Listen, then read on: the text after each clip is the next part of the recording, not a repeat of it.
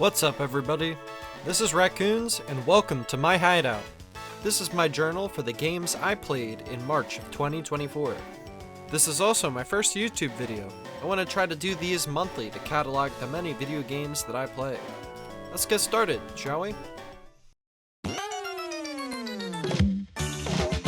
Ufouria 2 is a follow-up to the NES game Ufouria the Saga, originally released in 1991.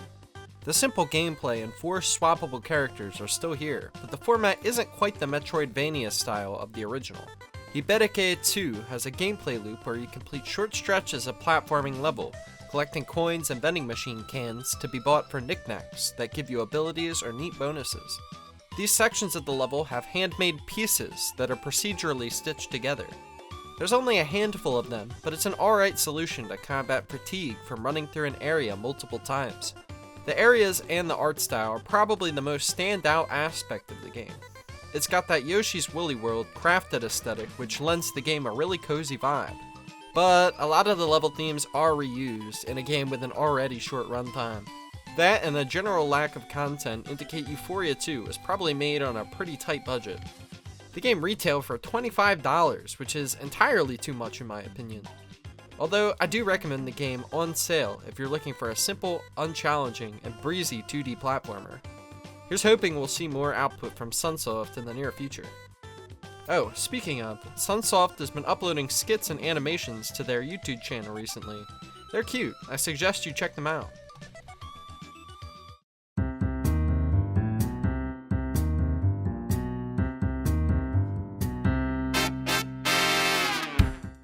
I tried checking the Homestar Runner wiki to confirm whether this was an enhanced Unity port of a previously existing Flash game, but I think it tried giving my Lappy a virus, so this is a point-and-click adventure game starring Strongbad as Dangeresque, the ultra-cool dirty cop starring in his own DIY action movie.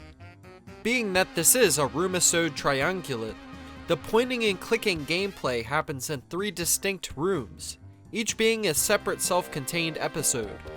This is actually pretty clever design in my opinion. Trial and error isn't so bad when you don't have to navigate to a different area to try something out, only to be met with some NPC giving you the generic, "I don't know what you're trying to do with that" line. Additionally, there's less situations the writers have to account for. So pretty much every item in this game has a unique dialogue, even if you're not using it on the correct thing. It's fun to see what situationally appropriate action movie line Dangeresque is going to say while reading a calendar or interrogating a phone.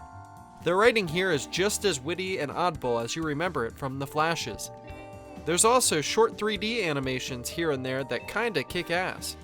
For fans of the series, I'd absolutely recommend giving this one a playthrough.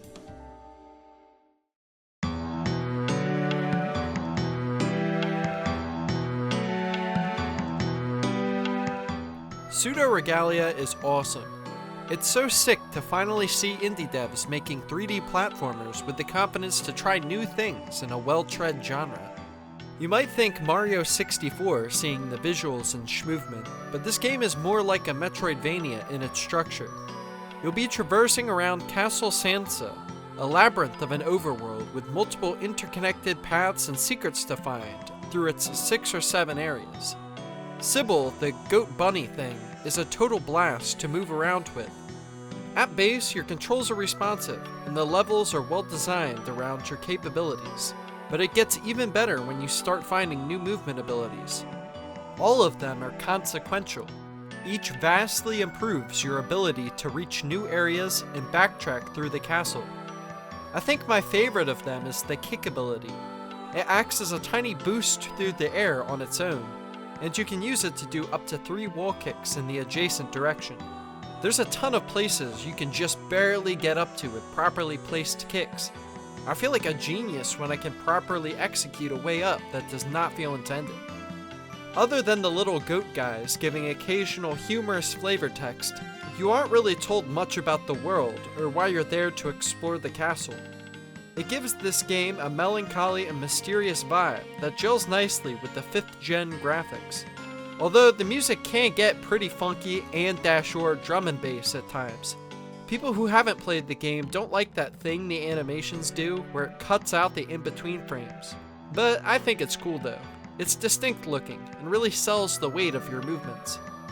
Now that there's a mini-map you can view in the latest patch, my only complaint would be with the combat. It's floaty, and since some enemies are pretty tanky, I don't feel like the attacks are all that powerful. But you're never really at risk since you can heal back most of your health with the bell chime. The combat upgrades as such feel noticeably less consequential than the movement ones. Although it's not too big a deal since combat is only a small part of the game. Castle Sansa would feel even more empty than it already is were combat not included to break up the pace. The game is still great though. I recommend this one to people who are still waiting for the next Mario Odyssey. It's not that at all, but it will fill that void where a 3D platformer with expressive movement should be.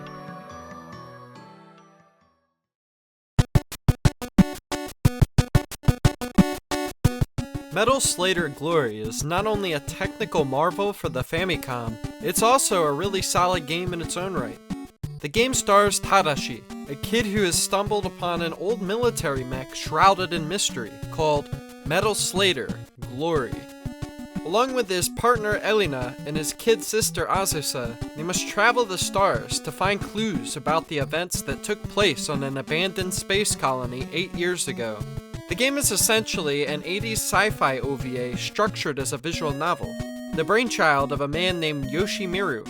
The story goes is that one day, while working at HAL Laboratory, Satoru Iwata walked by and saw the extremely impressive graphics Yoshimitsu was producing on the Famicom. He gave him the producer role on a game with creative carte blanche. Metal Slader Glory boasts the longest development cycle for any NES game at 4 years, and the largest file size at a whopping 1 megabyte. That work resulted in some of the most gorgeous and impressive visuals on the system, with animations that really make you wonder how they got this working on the same system as Clu Clu Land. Metal Slader Glory was one of the handful of games being powered by the MMC5 chip, which basically added RAM and allowed the Famicom to display more tiles for its graphics. Even still, there's a lot of limitations on what the system can do. Most screens are zoomed in to a tiny box and there's frequent flickering.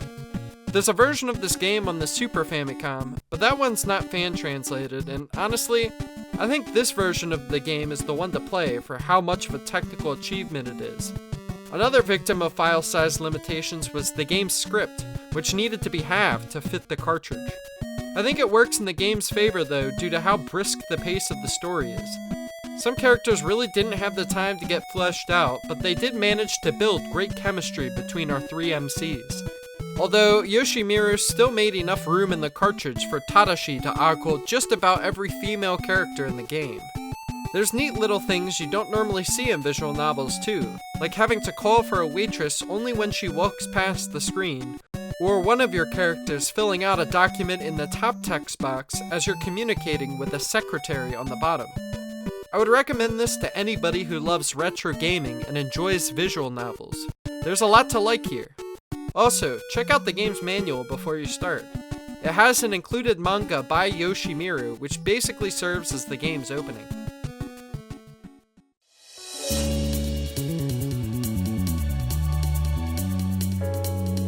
Is Ultimate Chicken Horse the greatest party game ever made? Well, I think so at least.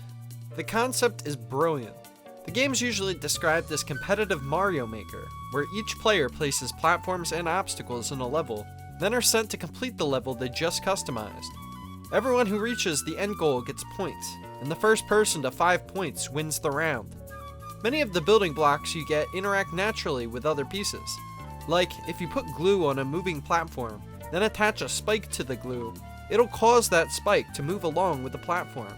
There's tons of different synergies like that you can create. It's always hysterical seeing your friends get jump scared by an arrow's trajectory being shifted by entering the orbit of a black hole. What makes Ultimate Chicken Horse such a good party game is that the difficulty scales perfectly to the skill of your friends. The game's simple enough, pretty much just running, jumping, and reaching the flag, that beginners can easily pick it up in a round or two, and usually their trap placing ability is rudimentary. whereas competent gamers will design death trap levels around what is just barely possible with the movement. Oh, I should mention, the game also has a vibrant competitive and speedrun community, if this particular brand of user-generated emergent super challenge is to your taste. This video has been full of games that are a complete win on the aesthetic side, but UCH stands out among them. It's got super cute hand-drawn visuals with lots of tiny details hidden within the stages. And the soundtrack is a phenomenal jazz funk album with live performances from Vibe Avenue. Waterfall and Dance Party are particular favorites here. What a brilliant game. This should be in everybody's Steam library. And those were the games I played last month. Let me know your thoughts on the games you played down in the comments section below. Also, let me know anything that I can improve on for the next video. Also, hit the like button and subscribe and all that junk. Peace, everybody.